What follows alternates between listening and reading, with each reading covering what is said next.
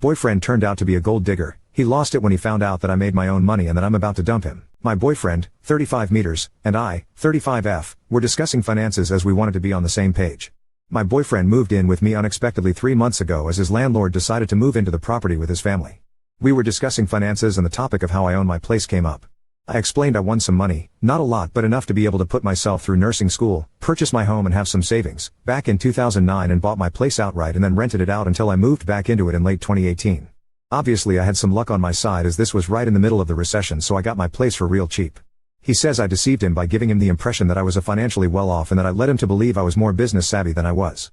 I don't know how I did that because I literally work as a nurse, make decent money, fully own my home, fully own my car, have decent retirement plans and decent savings. I'm fairly certain that I am financially better off than most people I know. He says that he can't trust me anymore and that he was stupid to have listened to my financial advice, but the thing is I never gave him any financial advice, except for telling him not to buy a car that was in my opinion unreliable and much too expensive. Did I deceive him by not telling him how I got myself financially stable? FYI, we have been dating for almost a year and a half. I just had another, very weird conversation with him and I honestly can't wrap my head around it.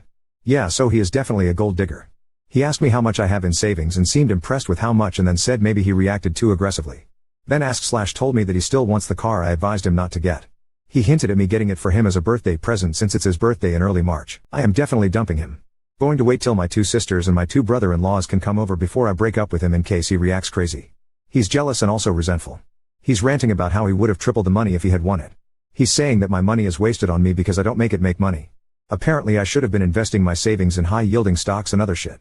FYI, I do get financial advice from a financial advisor I trust, but I am a risk-averse person, so I would never invest it in the manner this idiot is telling me. Sure, the chance to get a lot of money is there, but so is the chance to lose. He's now on a crazy rant because I suggested we take a break from this argument because I don't want to ruin my few days off. My God, I can't believe how he's behaving. He thinks he's so clever, but I am thoroughly disgusted.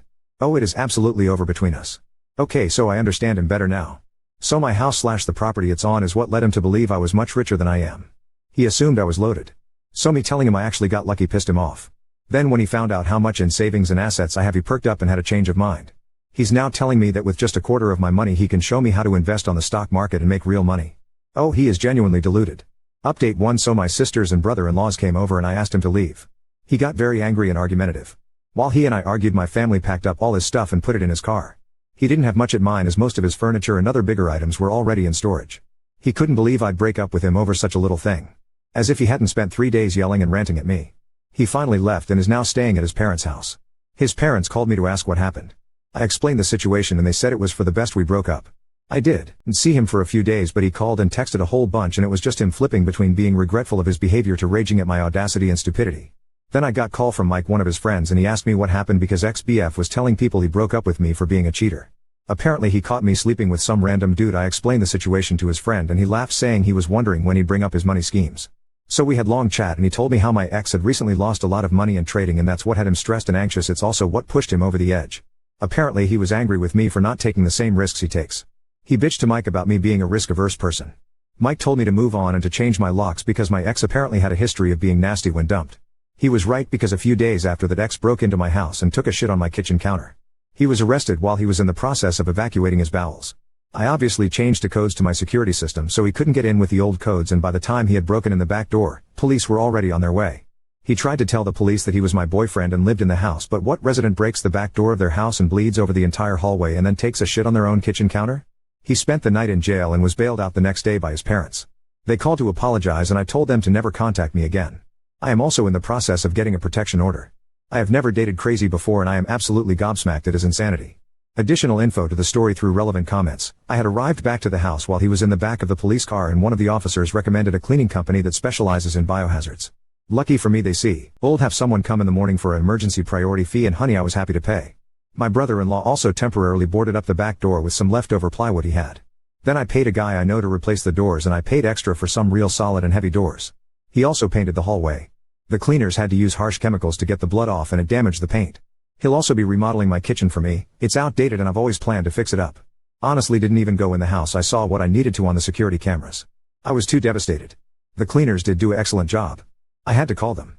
I called them up and explained that I needed cleaning of bodily fluids, the blood and stool. They agreed to take me on and could have a team arrive in the morning. The cleaning company specializes in forensic cleaning and biohazards. They are an independent company and do not work for the police or the government in any way. I paid just under $2,000. This included the cleaning fee and the emergency priority fee. The police did take pictures of the house and had me send them my security camera recordings. We did discuss past relationships, but obviously everything was a lie. He had told me his last ex cheated on him. They were together for 3 years and Mike told me that it was true, but I was missing the part where she had only cheated as a form of payback before she broke up with him because ex had repeatedly cheated on her. I'm on it. Literally have cameras all around and in the house. He hasn't contacted me since his arrest, but if he does, I am absolutely keeping notes and informing the police. Never thought of this. I went ahead and changed all my logins and my Wi-Fi username and password. Thanks. When he broke down the door, he also damaged the glass work it had. The glass shattered and it sliced up his hands and forearms. They weren't deep cuts, but it was enough to make for a shocking crime scene. He then went into the house, got blood all over the hallway and parts of the kitchen. He used some of my kitchen towels to wrap up his arms, so blood was also in the kitchen area. When he was arrested, the officers did call for an ambulance and he was treated on site while I was speaking to one of the other officers.